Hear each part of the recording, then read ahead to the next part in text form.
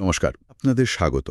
আজকের পর্বে আমরা একটা বেশ চর্চিত বিষয় নিয়ে আলোচনা করব, তবে একটু অন্য অ্যাঙ্গেল থেকে। হ্যাঁ, বিষয়টা হলো ল অফ অ্যাট্রাকশন বা আকর্ষণের সূত্র। ঠিক। আর আমাদের আলোচনার ভিত্তি হল এস্টার আর জেরি হিক্সের লেখা ask and it is given বইটির একটি বাংলা সারসংক্ষেপ। এই সারসংক্ষেপটা বেশ কিছু মূল ধারণার উপর জোর দেয়, তাই না? একদম। যেমন কিভাবে আমাদের চিন্তা, আমাদের অনুভূতি, মানে আমাদের ভেতরের জগৎটা বাইরের বাস্তবতাকে তৈরি করে বা আকর্ষণ করে। আজকের লক্ষ্য হল এই উৎসের আলোকে সূত্রটার মূল ব্যাপারগুলো আর এর কার্যপ্রণালী বোঝা। আর শুরুতেই তো একটা বেশ বড় কথা বলা হয়েছে, আমরা নাকি প্রত্যেকেই নিজেদের বাস্তবতার স্রষ্টা। ক্রিয়েটর? হ্যাঁ, এটা দিয়েই তো পুরো দর্শনটা শুরু।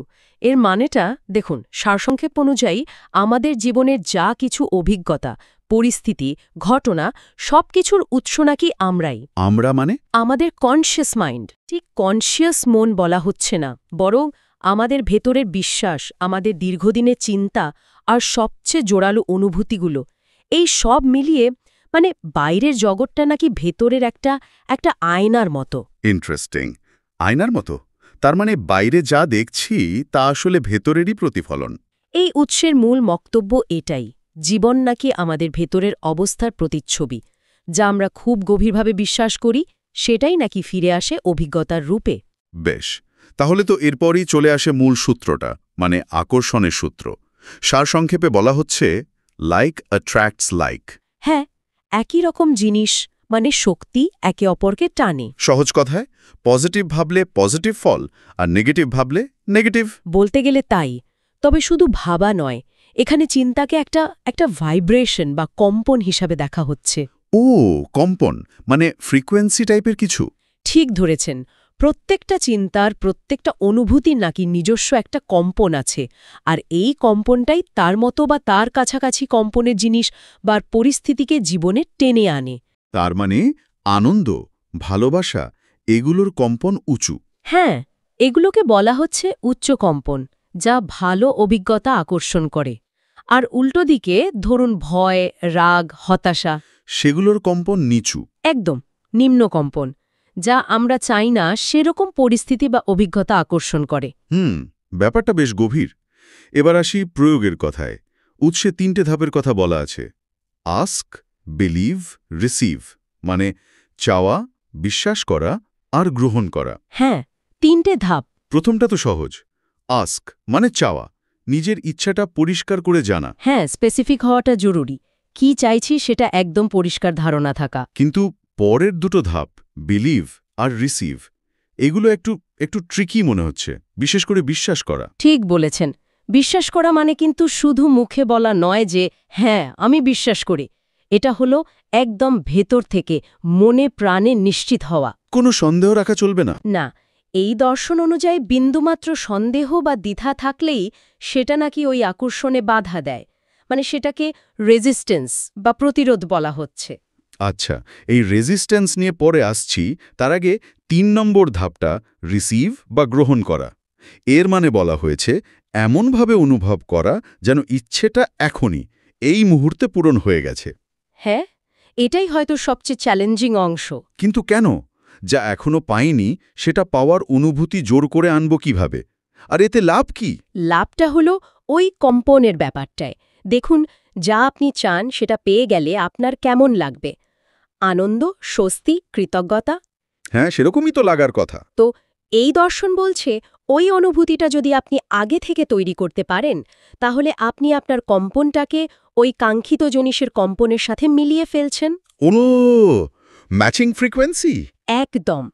একই কম্পাঙ্ক একে অপরকে টানে, এটাই তো সূত্রের মূল কথা। তাই আগে থেকে ওই অনুভূতিটা আনতে পারলে জিনিসটা আকর্ষণ করা সহজ হয়। তাহলে অনুভূতিগুলোই আসল খেলা খেলছে, শুধু চিন্তা নয়, অনুভূতি। ঠিক, চিন্তা শুরুটা তরে, কিন্তু অনুভূতি সেটাই শক্তি যোগায়। সারসংক্ষেপে তো বলাই হয়েছে, আমাদের অনুভূতিগুলোই আমাদের কম্পন। Feeling is the vibration. তার মানে ভালো অনুভূতি, ভালো কম্পন, ভালো আকর্ষণ। মোদ্দা কথাটা তাই। আনন্দ, কৃতজ্ঞতা, ভালোবাসা, এগুলো উচ্চ কম্পন তৈরি করে। আর ভয়, রাগ, হতাশা এগুলো নিম্ন কম্পন। এটা ভাবতে গিয়ে একটা প্রশ্ন আসছে, আমাদের অনুভূতিগুলো কি তাহলে একরকম সিগন্যাল? পথ দেখায়? উৎসে একটা শব্দ ব্যবহার করা হয়েছে, ইমোশনাল গাইডেন্স সিস্টেম। বাহ, দারুণ পয়েন্ট ধরেছেন। হ্যাঁ, এটাকে ঠিক একটা কম্পাসের মতোই ভাবা যেতে পারে। কম্পাস? কিভাবে? যখন আমরা ভালো বোধ করি, আনন্দ, উৎসাহ, শান্তি, তার মানে হলো আমাদের চিন্তা বা ফোকাস আমাদের আসল ইচ্ছা বা লক্ষ্যের সাথে অ্যালাইন্ড আছে, মানে আমরা ঠিক পথে এগোচ্ছি। আর যখন খারাপ লাগে, উদ্বেগ, বিরক্তি, দুঃখ? ওইগুলো হলো ওয়ার্নিং সিগন্যাল, জানান দিচ্ছে যে আমাদের এখনকার চিন্তা বা মনোযোগ আমাদের যা চাওয়া তার থেকে দূরে সরে যাচ্ছে। হয়তো আমরা যা চাই না সেটা নিয়েই বেশি ভাবছি। ও আচ্ছা, তাহলে অনুভূতিগুলোকে ইগনোর করা যাবে না, সেগুলোকে গাইড হিসেবে ব্যবহার করতে হবে। এই দর্শন অনুযায়ী অবশ্যই সচেতনভাবে নিজের অনুভূতিকে খেয়াল করা আর বোঝা যে কেন এমন লাগছে। কিন্তু এই যে একটু আগে বলছিলেন, রেজিস্ট্যান্স বা প্রতিরোধ, আমরা চাইছি কিছু একটা, কিন্তু মন থেকে সাই পাচ্ছি না, ভয় লাগছে, বা মনে হচ্ছে আমি এটা পাওয়ার যোগ্য নই, এই জিনিসটাই তো প্রতিরোধ। হ্যাঁ, এটাই সেই অদৃশ্য দেয়াল। এই সন্দেহ, ভয়, নিজের সম্পর্কে নেতিবাচক ধারণা, পুরনো কষ্টকর অভিজ্ঞতা, এগুলোই হলো রেজিস্ট্যান্স। আর এই রেজিস্ট্যান্স থাকলে আকর্ষণ কাজ করবে না? ঠিক কাজ করবে না বলা যায় না, তবে বাধা পাবে। কারণ প্রতিরোধ আপনার কম্পনটাকে নিচে রাখে। আপনার চাওয়ার জিনিসের কম্পন হয়তো অনেক উঁচুতে, কিন্তু আপনার ভেতরের প্রতিরোধের কারণে আপনার কম্পন নিচুতে আটকে আছে, ফলে দুটো মিলছে না। তাহলে এই দেয়াল ভাঙার উপায় কি? সারসংক্ষেপে কিছু বলা আছে?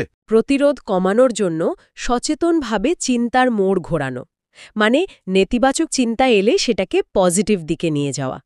আর একটা খুব শক্তিশালী উপায়ের কথা বারবার বলা হয়েছে, সেটা কি? গ্র্যাটিটিউড। গ্র্যাটিটিউড হ্যাঁ, কৃতজ্ঞতার উপর তো খুব জোর দেওয়া হয়েছে দেখলাম। এটাকে নাকি সবচেয়ে শক্তিশালী অভ্যাস বলা হয়েছে। কেন? এত শক্তি কিসের এর মধ্যে? কারণ কৃতজ্ঞতা, মানে আন্তরিক কৃতজ্ঞতা, এটা সরাসরি আপনাকে প্রাপ্তির মানসিক অবস্থায় নিয়ে যায়। অভাবের বদলে যা আছে তার ওপর ফোকাস করায়। ঠিক। আর এই প্রাপ্তির অনুভূতিটাই তো উচ্চ কম্পনের। এটা আনন্দ, ভালোবাসা, প্রাচুর্যের অনুভূতি তৈরি করে। ফলে প্রতিরোধ খুব সহজে কমে যায়, আর আপনি যা চান তার কম্পনের কাছাকাছি চলে আসেন। প্রতিদিন ছোট ছোট জিনিসের জন্য কৃতজ্ঞতা থাকতে বলা হয়েছে, তাই না? হ্যাঁ, কারণ এটা একটা প্র্যাকটিসের মতো। যত করবেন তত আপনার স্বাভাবিক কম্পনটা উঁচুতে থাকবে। কৃতজ্ঞতার পাশাপাশি আরেকটা টেকনিকের কথাও তো আছে, ভিজুয়ালাইজেশন বা কল্পনা। হ্যাঁ, মনশ্চক্ষে দেখা। মানে যা চাইছি সেটা যেন এখনই পেয়ে গেছি, এই ছবিটা মনে আঁকা আর তার সাথে জড়িত অনুভূতিগুলো অনুভব করা। সারসংক্ষেপে একটা মজার লাইন ছিল, মস্তিষ্ক নাকি বাস্তব আর কল্পনার তফাৎ করতে পারে না। এই আইডিয়াটা এখানে খুব গুরুত্বপূর্ণ। যখন আপনি খুব স্পষ্টভাবে ডিটেলস সহকারে আপনার কাঙ্ক্ষিত জিনিসটা পাওয়ার দৃশ্য কল্পনা করেন আর তার সাথে আনন্দ বা কৃতজ্ঞতার অনুভূতি যোগ করেন, তখন আপনার শরীর মন নাকি সেটাকে সত্যি বলে ধরে নেয়। তাতে কি হয়? তাতে আপনার বিশ্বাস দৃঢ় হয়, ওই গ্রহণ করার অনুভূতিটা তৈরি হয়, আর আপনার পুরো সত্তাটাই ওই নির্দিষ্ট কম্পাঙ্কে চলে আসে, যা আকর্ষণ প্রক্রিয়াকে গতি দেয়। তার মানে পুরো ব্যাপারটাই নিয়ন্ত্রণ, সচেতনভাবে চিন্তা আর অনুভূতিকে ম্যানেজ করার। এই সূত্র ধরে উৎসে আরেকটা দারুণ কথা বলা হয়েছে, মহাবিশ্ব নাকি আমাদের সব চিন্তার উত্তরে সবসময় হ্যাঁ বলে। হ্যাঁ, এটা একটা বিরাট কনসেপ্ট। এর মানে কি? ভালো ভাবলেও হ্যাঁ, খারাপ ভাবলেও হ্যাঁ। এই দর্শন অনুযায়ী ঠিক তাই। মহাবিশ্ব বা এই আকর্ষণের সূত্র নাকি নিরপেক্ষ। আপনি যে বিষয়ে মনোযোগ দেবেন, যেটার কম্পন পাঠাবেন, মহাবিশ্ব সেটারই আরও বেশি উপাদান আপনার জীবনে পাঠাবে। তার মানে যদি আমি সারাক্ষণ অভাব বা অসুস্থতা নিয়ে ভাবি, তাহলে মহাবিশ্ব বলবে, হ্যাঁ, তুমি এটাই চাইছো, এই নাও আরও অভাব, আরও অসুস্থতা। কারণ আপনি ওটার ওপরই ফোকাস করছেন, ওই কম্পনটাই পাঠাচ্ছেন। বাপরে, তাহলে তো খুব সাবধানী হতে হবে কি ভাবছি, কি অনুভব করছি সেটা নিয়ে। অবশ্যই। সচেতন ইন্তেখাব, মানে কনশিয়াস চয়েস অফ থট, এটার উপর বিশাল জোর দেয়া হয়েছে। কারণ আপনার বর্তমান চিন্তাই আপনার ভবিষ্যৎ তৈরি করছে। তাহলে তো দেখা যাচ্ছে মূল চাবিকাঠি হলো আনন্দে থাকা। উৎসেও তো বলা হয়েছে জয় ইজ দি কি, আনন্দই আসল শক্তি। একদম ঠিক পয়েন্ট।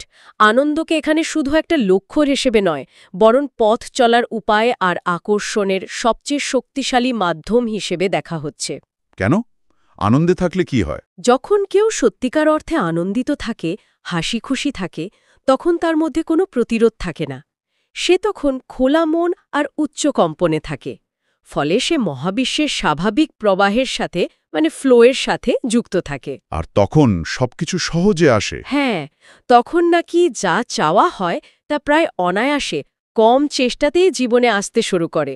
তাই জোর করে পজিটিভ চিন্তা করার চেয়ে যা করলে আনন্দ পাওয়া যায় সেই কাজগুলোর ওপর বেশি জোর দেয়া হয়েছে।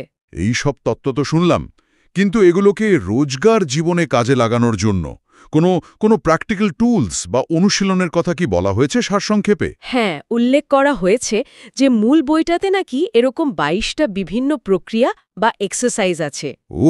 ২২টা? যেমন কয়েকটা নামও বলা হয়েছে। অ্যাপ্রিসিয়েশন প্রসেস বা কৃতজ্ঞতার তালিকা তৈরি, ক্রিয়েটিভ ওয়ার্কশপ বা নিজের ইচ্ছার নকশা তৈরি করা, মেডিটেশন বা ধ্যান, আবার পিভটিং মানে নেতিবাচক চিন্তা এলে সেটাকে অন্যদিকে ঘুরিয়ে দেওয়া। এই অনুশীলনগুলোর কাজ কি? শুধু মন ভালো রাখা? তার থেকেও বেশি। এগুলোর মূল উদ্দেশ্য হল থিওরিগুলোকে প্র্যাকটিসে আনা। ওই যে রেজিস্ট্যান্স কমানো, ফোকাস ঠিক রাখা, ইচ্ছাকৃতভাবে ভালো অনুভূতি তৈরি করা, এইগুলো যাতে সহজে করা যায় তার জন্য এই টুলসগুলো। আচ্ছা, মানে তত্ত্বকে বাস্তবে প্রয়োগ করার পদ্ধতি। একদম, যাতে আকর্ষণের সূত্রটা আরও ভালোভাবে, আরও সচেতনভাবে কাজ করে। বেশ পরিষ্কার হলো ব্যাপারটা। তাহলে সব মিলিয়ে এই সারসংক্ষেপের শেষ বার্তাটা কি দাঁড়াচ্ছে?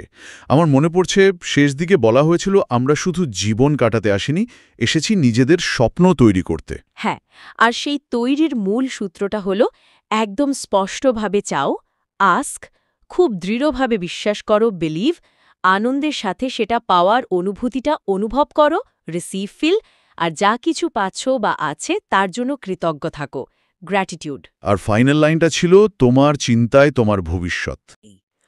চূড়ান্ত টেকঅ্যাওয়ে যদি বলি সেটা হলো যা আপনি চান তা মহাবিশ্বে ইতিমধ্যেই আছে, সম্ভাবনা রূপে। আপনার কাজ শুধু নিজেকে আপনার ভেতরের কম্পনটাকে সেই কাঙ্ক্ষিত জিনিসের কম্পনের সাথে মিলিয়ে নেওয়া, অ্যালাইন করা। হ্যাঁ, অ্যালাইন করা।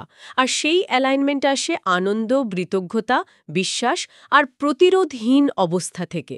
যখন এই সামঞ্জস্য তৈরি হয় তখনই চাওয়া জিনিসটা বাস্তবে রূপ নেয় এই দর্শন অনুযায়ী। তাহলে আজকের আলোচনা থেকে এটা স্পষ্ট যে এই নির্দিষ্ট ভাবনা অনুযায়ী আমাদের ভেতরের জগৎ মানে চিন্তা, অনুভূতি, বিশ্বাস এগুলো বাইরের বাস্তবতাকে বিরাটভাবে প্রভাবিত করে। Ask and it is given বইয়ের এই সারসংক্ষেপ সেই প্রক্রিয়াটারই একটা ধাপভিত্তিক ব্যাখ্যা দেয়। এই পুরো আলোচনার পর একটা প্রশ্ন মনে আসতে পারে, কোনো কিছুকে চরম সত্যি বলে ধরে না নিয়েও শুধু একটা পরীক্ষা হিসেবে ভাবা যেতে পারে কি? কিরকম পরীক্ষা? ধরুন কেউ যদি ঠিক করে যে আগামী কয়েক সপ্তাহ বা ১ মাস সে সচেতনভাবে চেষ্টা করবে নিজের চিন্তা বা অনুভূতির ধরনে ছোট ছোট কিছু ইতিবাচক পরিবর্তন আনার, হয়তো প্রতিদিন কয়েক মিনিট শুধু কৃতজ্ঞতার চর্চা করল বা নেতিবাচক ভাবনার বদলে সচেতনভাবে ভালো কিছু ভাবার চেষ্টা করল।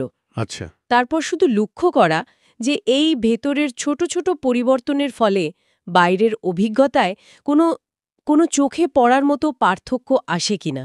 এটা হতে পারে এই ধারণাগুলো নিয়ে ব্যক্তিগত একটা নিরীক্ষা, কোনো বিশ্বাস চাপিয়ে না দিয়ে শুধু কৌতূহল থেকে দেখা। দারুণ একটা চিন্তার খোরাক দিলেন। এই ভাবনাটাই নিয়ে না হয় আজকের মতো আমাদের আলোচনা শেষ করা যাক। অবশ্যই। আকর্ষণের সূত্রের এই বিশেষ ব্যাখ্যা নিয়ে আজকের আলোচনা এখানেই শেষ করছি। আবার কথা হবে অন্য কোনো পর্বে, অন্য কোনো বিষয় নিয়ে। নমস্কার। নমস্কার।